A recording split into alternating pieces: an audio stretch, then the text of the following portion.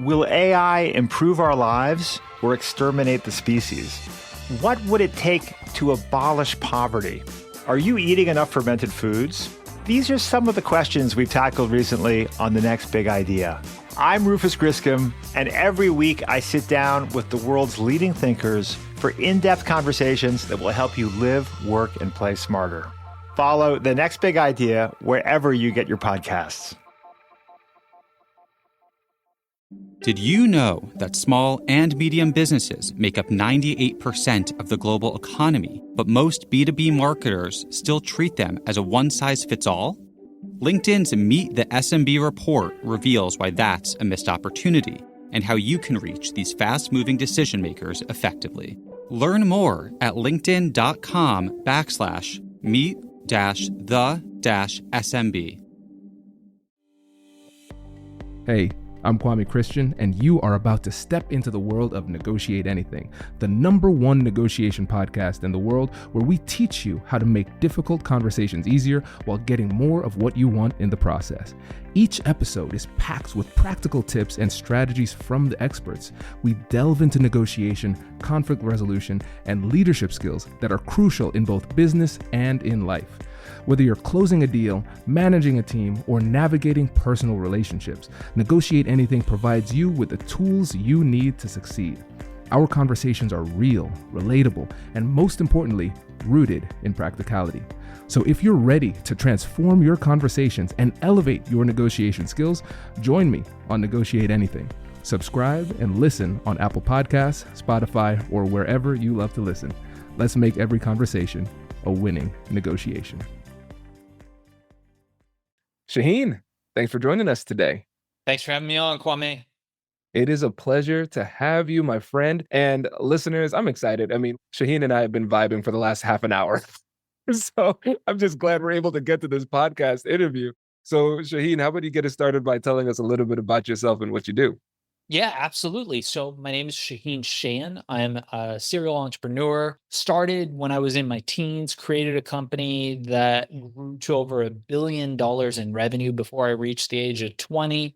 I've since invented pretty much all the technology that now you see is digital vaporization and vapes.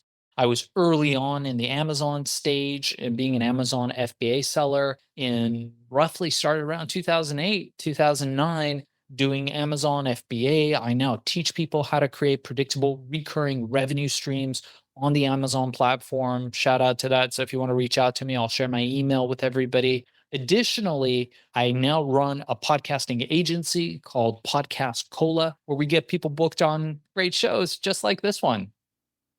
Fantastic. And Shaahin, one thing I really admire about you is as an entrepreneur, you have had success in so many different industries. And in this episode, what I want to do is essentially do an exploration of your biography and how negotiation and difficult conversations played a role in that. So for the listeners who have been here for a while, they know we define negotiation as any time you're having a conversation and somebody in the conversation wants something. So every element of life, every relationship, every interaction could be viewed through the lens of negotiation. And I think one thing that would be helpful is not just understanding the business side of your background, but also the personal side, because I think that gives us a lot more of a deeper understanding of who you are as a person too. Yeah. It's interesting. It makes me think about Bruce Lee. So I moved to the United States in the early 1980s, right? Just at the tail end of the 1970s, early 1980s. Came here as a kid. And very quickly, I realized that I was getting my butt beat every single day at school. So I had to become really scrappy and learn to fight because it was survival in Los Angeles. And I learned very quickly that I needed to gain some skill sets. So I got a book called Tao of Jeet Kune Do by Bruce Lee.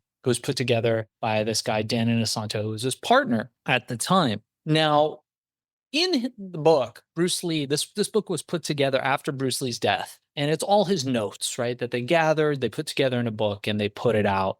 It was never intended to be a book, but they made it into a book. And in there, Bruce talks about when I didn't know how to fight, a punch was just a punch, and a kick was just a kick.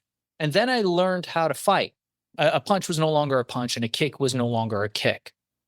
And I'm probably butchering the exact quote, but you get the spirit of it. And then when I achieved mastery, a punch was just a punch and a kick was just a kick. And I thought to myself, wow, that's really the key to what negotiating is. When we don't know, like I have a 10-year-old boy, and believe me, I fear for you if I put him in the room with you to negotiate anything, because he is a master. And at 10, he's already started watching videos and reading on negotiation, and he is a master manipulator of humans. But he doesn't really know what he's doing, but he knows exactly what he's doing. And I feel like that was my process in learning negotiation. One of my first mentors told me, he said, look, take a look around you. And this was at a time when I was broke and sleeping on the beach. He said, every single thing you see around you was sold from one person to another person. And if you want to learn to be successful, you got to understand how to negotiate and you got to understand how to sell. Very similar concepts. Selling is negotiating and negotiating is selling, in my opinion. So I feel that ultimately we learn, and you should do that. I think everyone should do that, right? You got to learn all the tactics and everything you need to do to become a good negotiator. But at the end of the day, it comes back to kind of forgetting all of that and just being a person and being able to have genuine communication with another human being. But you approach that from a place of mastery and influence rather than from a beginner's mindset, which ultimately is a beginner's mindset, right? Absolutely. I started to smile immediately, Shaahin, once you started quoting the master, Bruce Lee, because I quote him in my presentations all the time. So many great quotes. And I love this mindset that we're bringing to this, because really what we're recognizing is that, yes, of course, we want to achieve mastery in the skill of negotiation and sales. There are skills attached to that. But then there's also a powerful mindset that goes along with it, because we want to practice, we want to prepare, we want to develop our skills, we want to be ready for the conversation. But then it's almost like we have to have the approach of Taoism, where we're saying, okay, we're going to get to that point of trying not to try, where we achieve wu and we can flow in the moment. And it's hard to do that, but you can only do that through mastery. And for you, I think one of the things that's most interesting to me is because we've seen you achieve at the highest levels of business. And from your beginnings, I think if people are going to look at you at that time, let's say when you were sleeping on the beach, they wouldn't say, Shaahin, I bet he's going to make a company that's $1 billion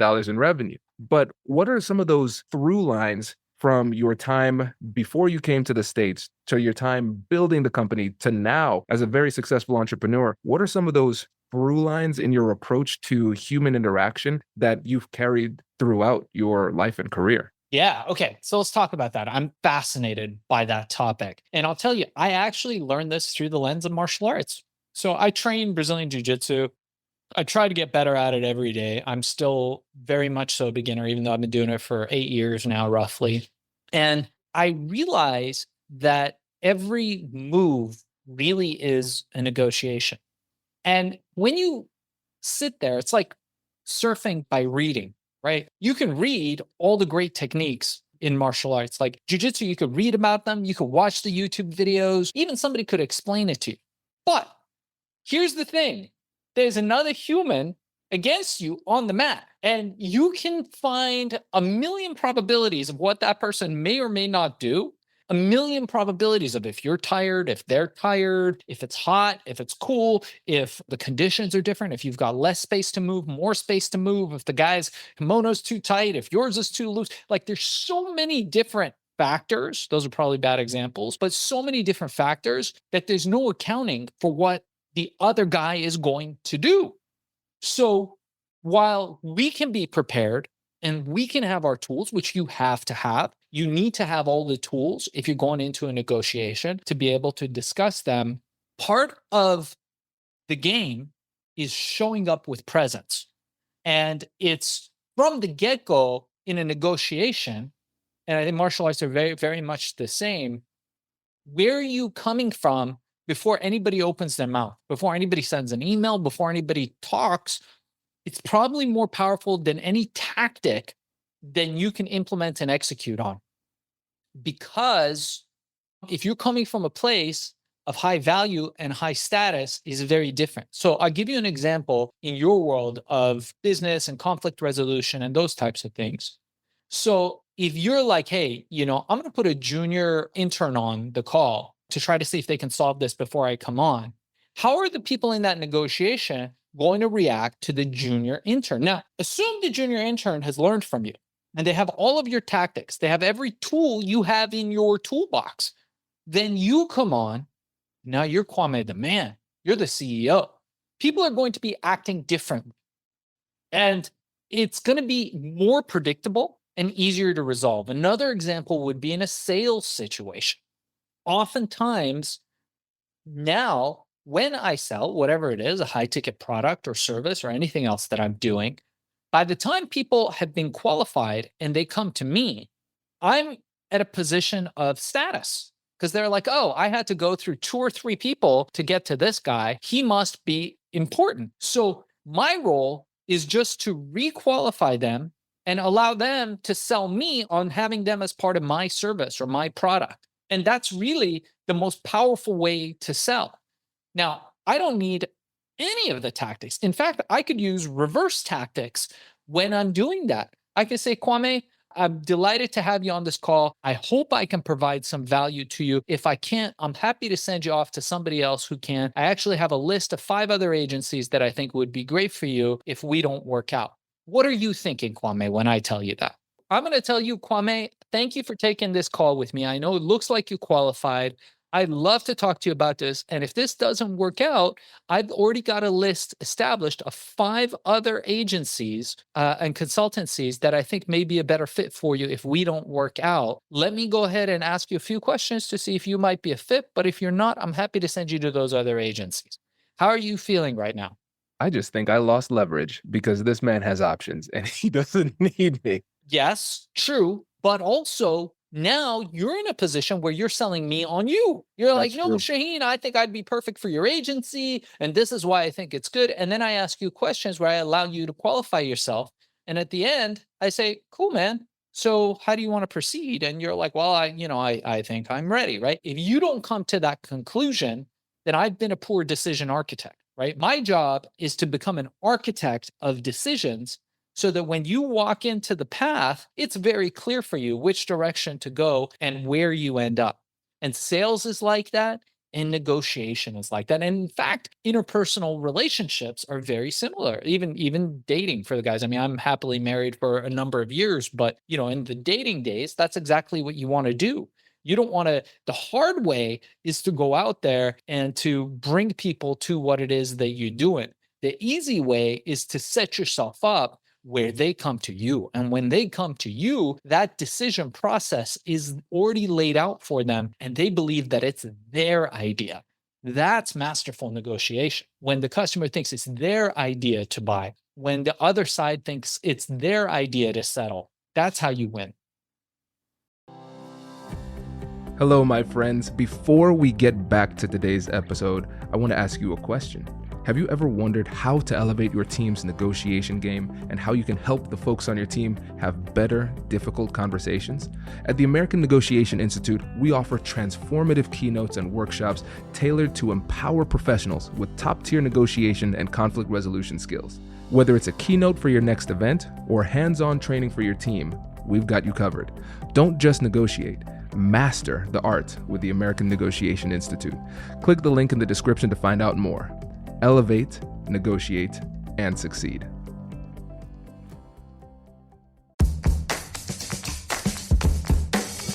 Hey you, I'm Andrew Seaman.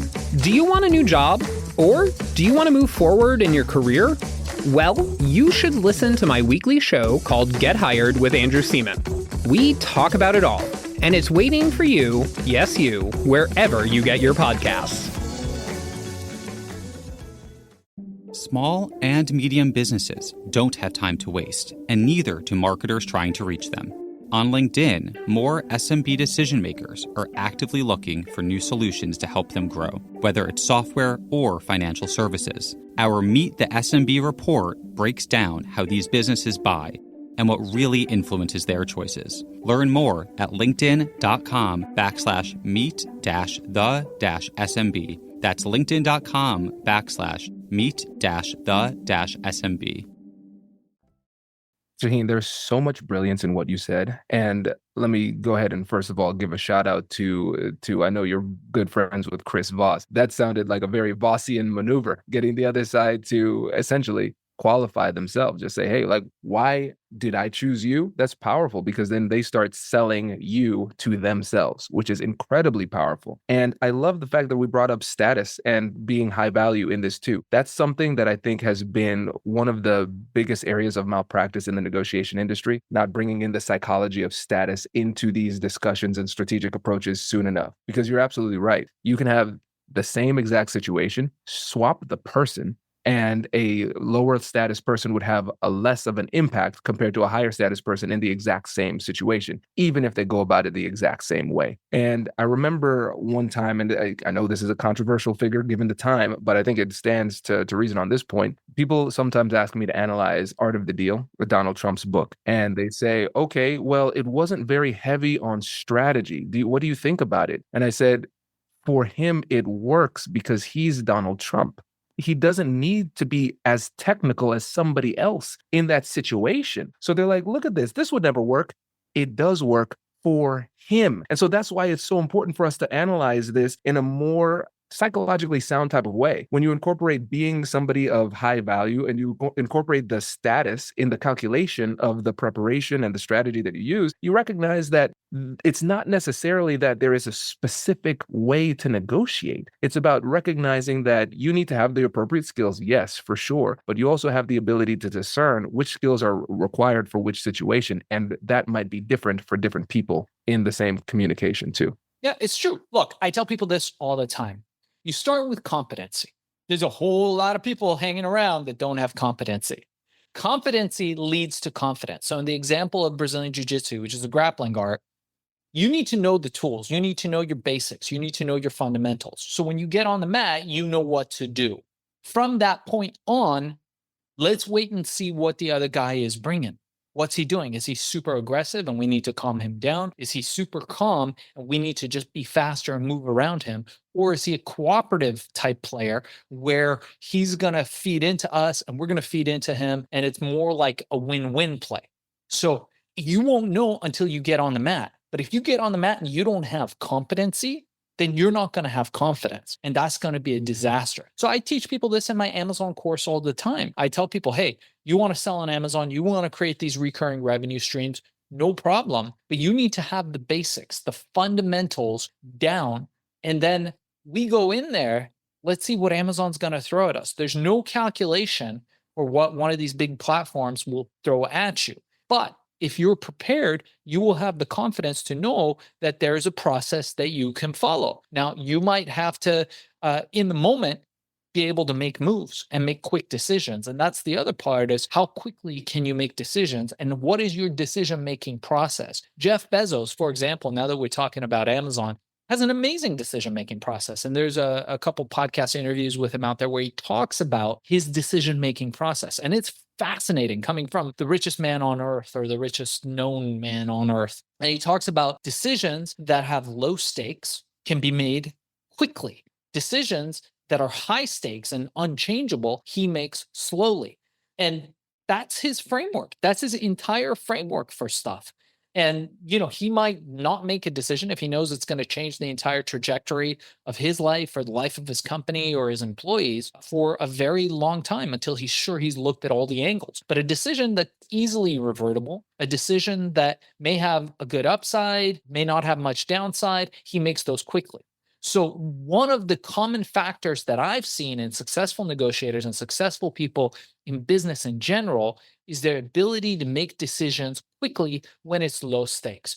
And you'll notice this. I'm sure you got buddies like this. I got buddies like that too, where we go out to eat. What are you having, chicken or steak? Done. Like that decision is made before they step into the restaurant. And then you've got other people like, oh, I don't know. Like, oh, what should I get? Yeah, get him first and then come back to me. Oh, and they look at so those are likely the people that are less successful. Oh, there's so much to explore here. But let me tell you a story. I want to go back to BJJ because I love this as a conduit for conveying this message too. So I'm a proud white belt in BJJ. I've been to a few classes. It's so much fun. And so I do powerlifting, but I also love watching the UFC. I was at Francis's last title defense, sitting ringside in Anaheim. So I love the UFC. Always been watching. So I can talk like I know about it, but I have not personally done it very often. So I remember I went into a class. I was feeling good. I was feeling strong, Shaahin. And looked at everybody else in the class. I was like, I'm bigger than everybody. I don't know what I'm doing, but I could at least, my physicality could hang, right? And I went in there and it was just a mixtape of me being tapped out by smaller men. Shaahin, it was the most humbling experience of my life. I'm sitting here on the mat feeling like I'm drowning in open air. And as this soccer dad from the suburbs is mauling me, he's like, calm down, calm your body. I'm like, sir, you're murdering me. How can I calm down here? Right?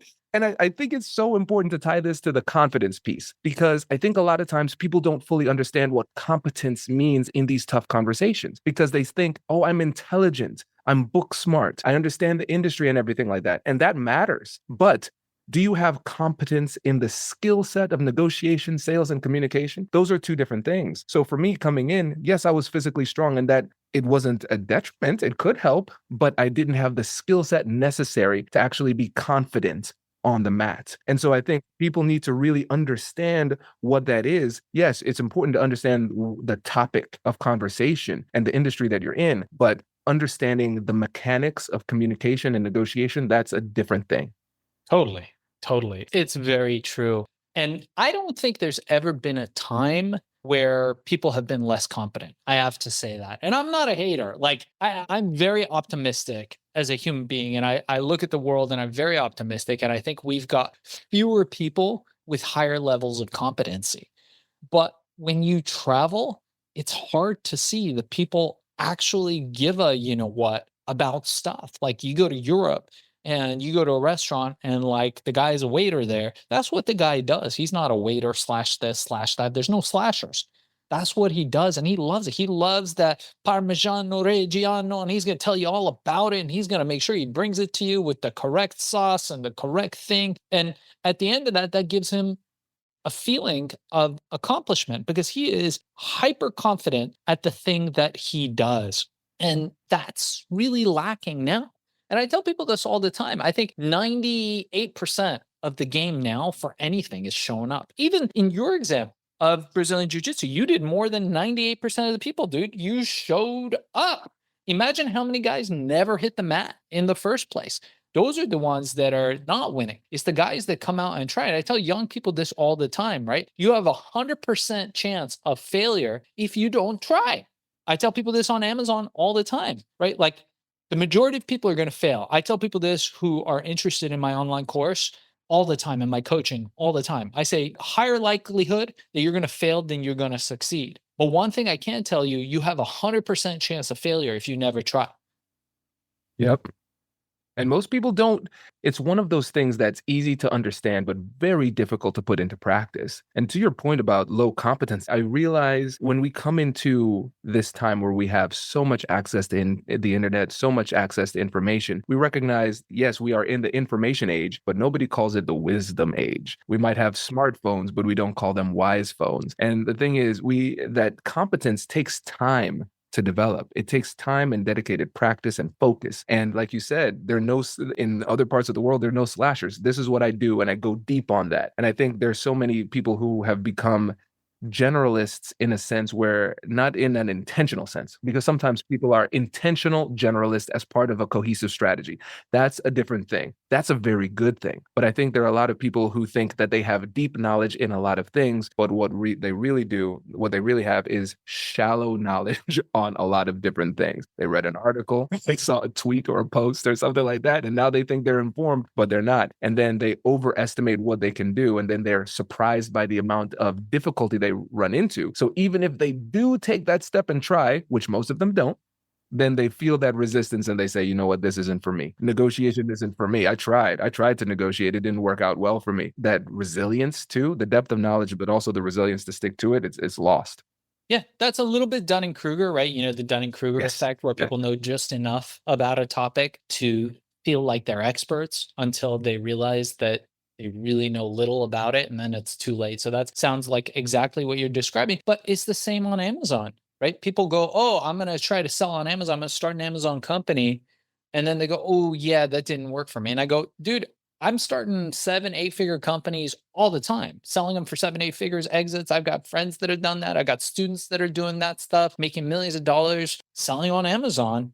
What separates them from you?" And it's exactly what you're saying.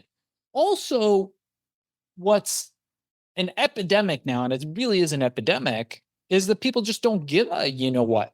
I'm trying not to curse on this podcast. I told my wife I wouldn't curse, so I'm not going to curse. But people just don't care in general, and it's shocking to me how little people actually care. You have a whole generation, the last generation, that has kind of been disenfranchised, right? They can't buy a house. There's no hope of them ever buying a house. Moving up the social ladder, the socioeconomic ladder is even further out of their reach. Male female dynamics have changed dramatically. So they're kind of like looking at their parents' generation and going, man, you know what? Like, why even try?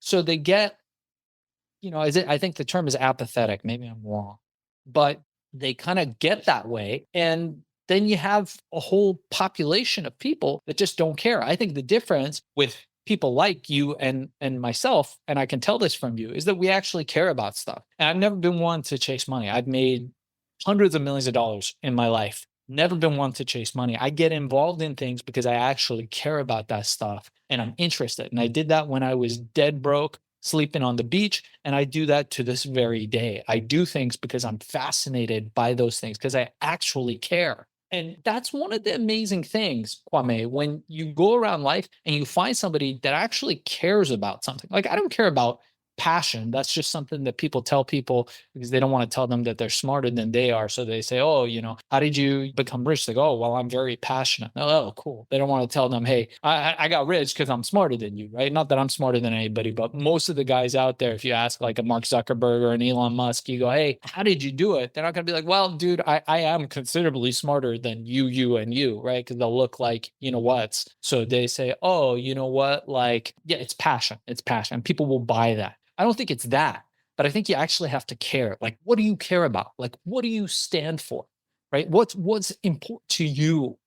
And it's like that. You smell that on people. That comes back to our whole talk, full circle to what we're talking about in negotiation. Does this person actually care? Or are they just like following the rule? Are they painting by colors? Right? They're just thinking about something else while they're talking to you. And that's the difference. That's the difference between a master negotiator or someone who's a master at martial arts, who's there on the mat, who's fully engaged. There's nothing else going on but you and the other person. That's it. Nothing else going on. Or are they thinking about their text or where they're going to go for lunch or like all those things matter. And that's why, yeah.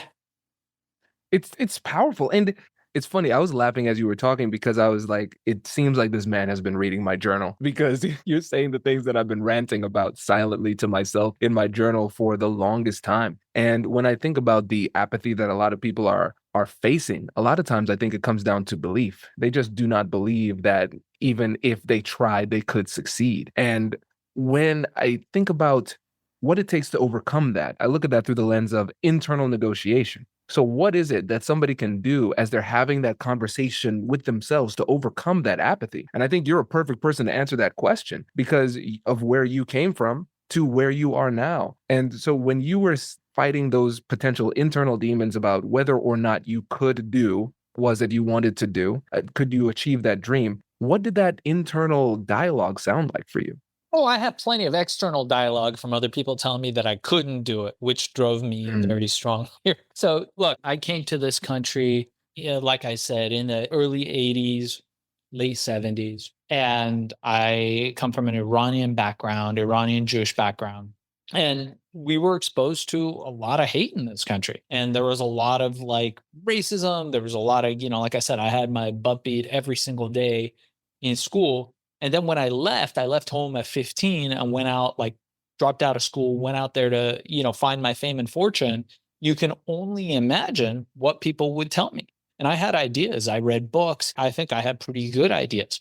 And most people would tell me, like, you're out of your mind. I had people literally have me escorted out of places. And every single one of those drove me to greater success. And I'm so grateful to those people. I'm grateful to the bosses that abused me in the little, crummy jobs that I had. I'm grateful to every person who told me that I'm never going to make it. Because when I'm sitting in that Ferrari driving down Pacific Coast Highway with the wind blowing through my hair, I had hair back then, I just thinking to myself, man, I did it. I've proven them wrong. I got nothing else to do, right? I got nothing else to prove.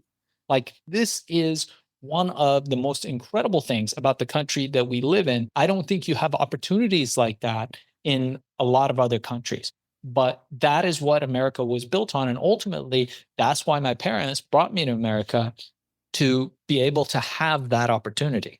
Incredible. And I love this for so many reasons, but it's a true American story. And then I share a similar story. My family, I'm a child of immigrants too, first generation Caribbean American. There are so many opportunities if you're willing to kind of step up and try. That's the key. And there will be failures, there will be hardship. You just have to keep on pushing. And when you think about, for you, in sales, in negotiation, in all of the different industries you've been in, from car sales to podcasting to health and wellness, everything, what would you say are some of the core skills that you've been able to utilize consistently throughout each of those elements of your life? Yeah, I think it's like Professor Cialdini writes in his book Influence. Great book. If you guys haven't read it, I'd recommend. I know you've read it, Kwame. But the most important one, I think, ultimately is authority. And that goes back to what we're talking about, right? Authority, social proof, likability.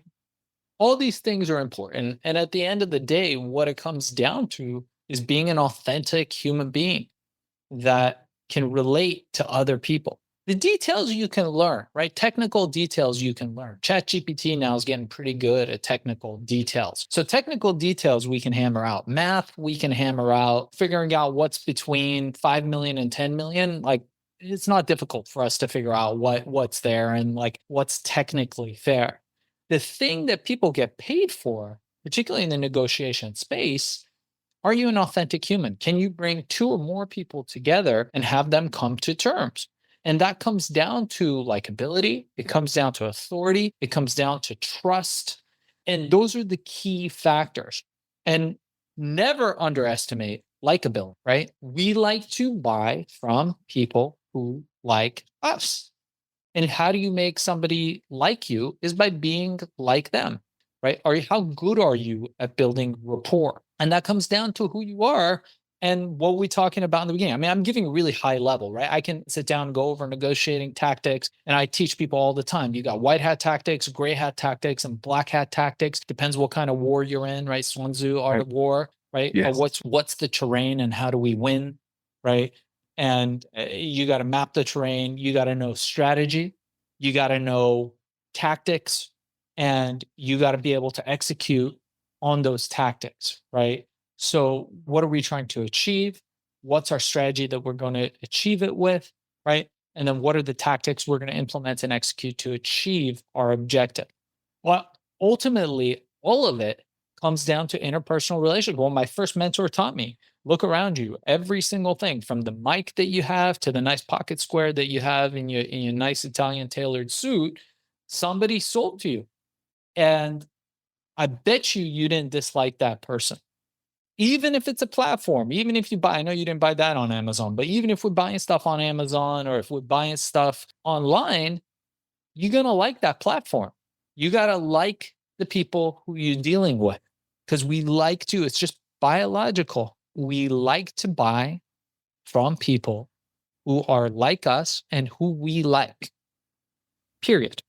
Man, there is so much to explore, Shaahin. I could talk to you forever on this. And I love the fact that we are talking about like authority, social proof, likability. These are all things that we can do. These are things that are accessible to everybody. And what I really appreciate about this episode is that you could have, like you said, you could have gone really deep into technical tactics and strategies and everything. And what I would take away from this and what I've experienced in my own life too is that in the vast majority of negotiations, it's not determined by the depth and complication of the tactics or strategies that you use, if you can pay attention to social proof of authority, likability, building rapport, building trust, communicating authentically, that gets you through the majority of these negotiations. And it goes all the way back to one of the things that you said at the beginning that is so powerful. One of the things that holds people back is that they just don't try. They just don't take that step and try. So this is incredible, Shaahin. I really appreciate you joining us. There's so many different things that you do, but before you go, I want to give you an opportunity to let the listeners know just how they can get in touch with you and what's the best way to work with you too. Let's do it. I'm ready. All right. So if you are interested, we'll start with this, in being on great shows like this one to get your message out, to double or triple your income by using the power of podcasting, check out podcastcola.com. Get on there.